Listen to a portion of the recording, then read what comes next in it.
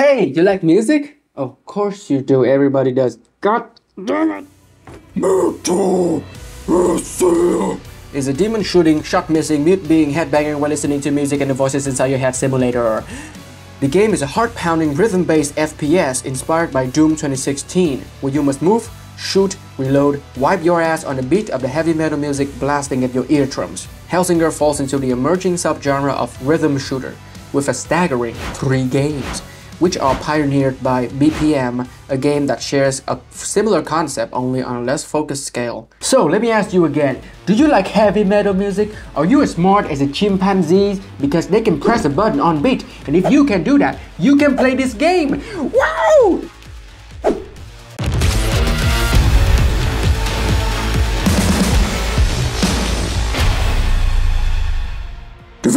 Developed by that guy in Dishonor and published by Funcom, who also brought us Conan Exile, Mutant Year Zero, and the upcoming Dune game, which looks kinda cool, but a quick glance at open world survival MMO activated my gag reflex faster than looking into the mirror, so I stay away from that. I'm not really into the whole logging in every day for 2 hours dick flattening session kind of thing. My quest to learn about the development of the game is full of twists and intrigue. The Steam page says that this game was developed by The Outsiders, which is a fucking lie. You're just like my ex! I found this very curious, since clicking on the developer's name took me to the page of the publisher. A search on Wikipedia yields similar if not ball-twisting results, as The Outsider's name was grayed out, rendering it nothing more than an empty husk with decorative purposes. So it is only logical to come to the somewhat depressing conclusion that on the path to conquering the hell of mediocre military FPS games, the developer lost the battle to Satan himself, getting mercilessly gaped, their insides bursting into flame, leaving only a desecrated corpse as a reminder to those with ambition of a brighter future for video games. Or maybe my oxygen-deprived ass just failed to see that The Outsiders was just a studio established by Funcom to develop this only one game, and was Thanos snapped out of existence after all the semen was sucked out of him. Story! In Hellsinger, you play as Hell Mommy, a being the game refers to as a lost soul on a quest to break out of hell and recover her voice, thus becoming Throat Goat.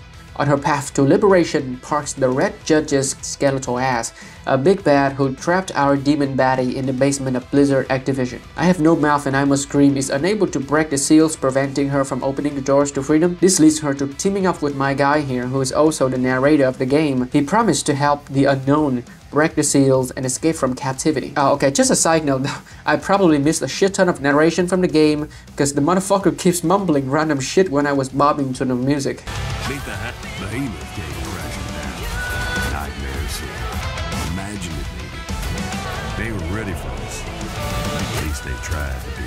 Chaos crystal nearby somewhere. The journey takes them through twisted apocalyptic hellscapes full of violence, suffering, and disfigured abominations, referred to in the book of lore as England. Here you will face all kinds of degenerates, such as the roadmen. Some stab you with ZK knives, some melt your face with acid. You even get to feel like a real British citizen when the police come out of nowhere and assault you just for being autistic.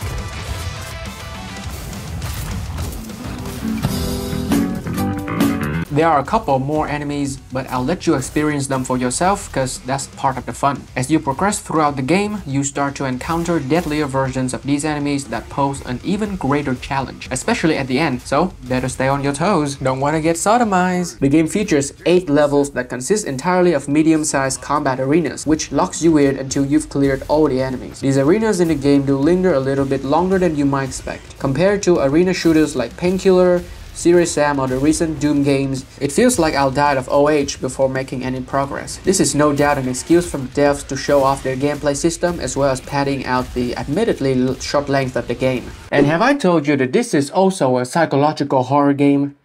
What do you mean?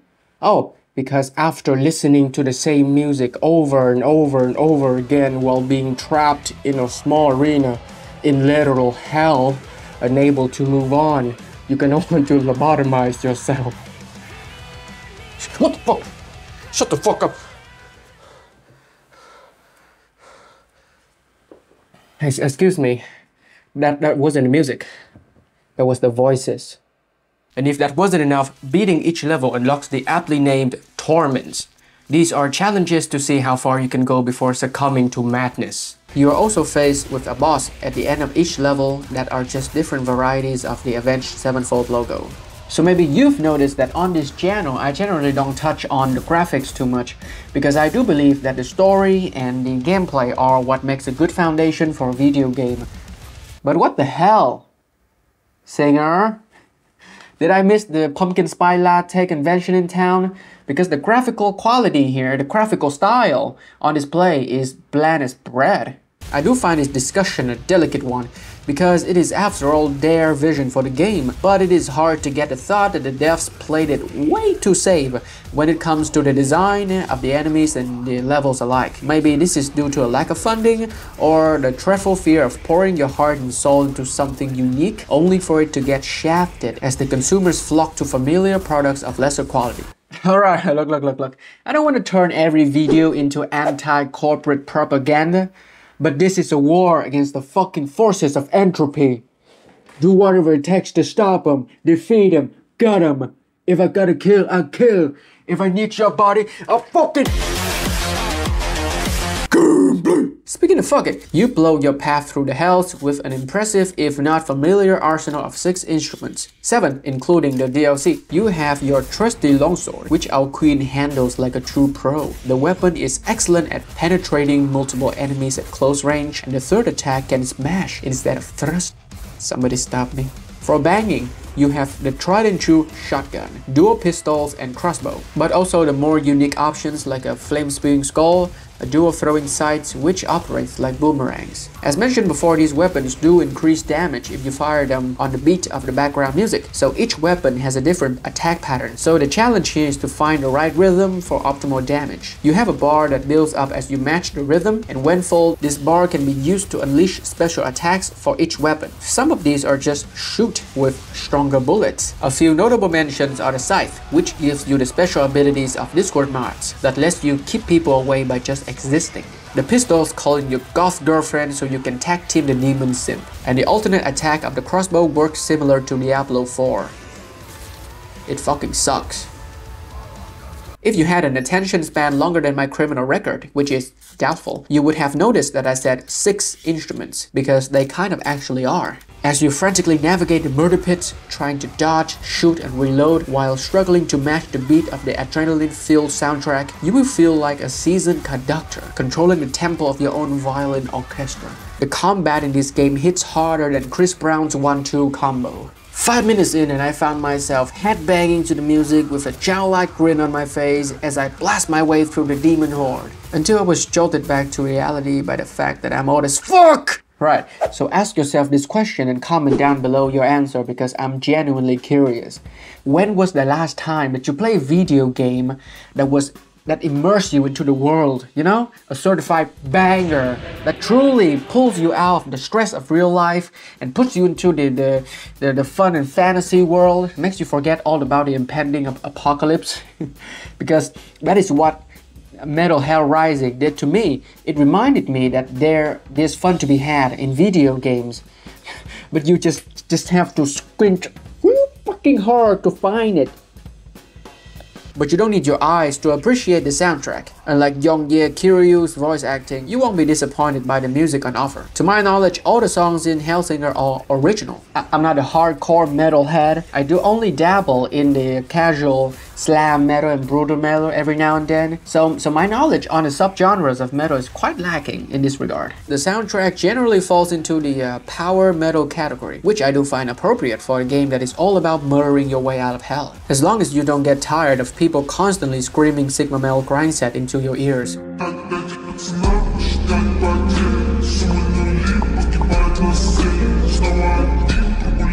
The impressive playlist features the vocals of metal legends such as Randy Blythe from Lamb of God, Serge Tankian from System of a Down. Hey, what can I say? It's not my fault that he has a weird name. As well as other excellent artists who did a phenomenal job with the music. This warms my heart because it's clear that the devs actually care about the game as well as heavy metal music.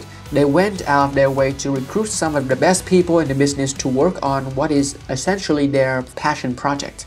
So, on a scale of 1 to 10, with 1 being the Baby Shark song and 10 being Butchered at Birth by Cannibal Corpse, I rate Metal Hellsinger a like and comment, followed by a subscribe to make sure you don't miss my gradual descent into insanity.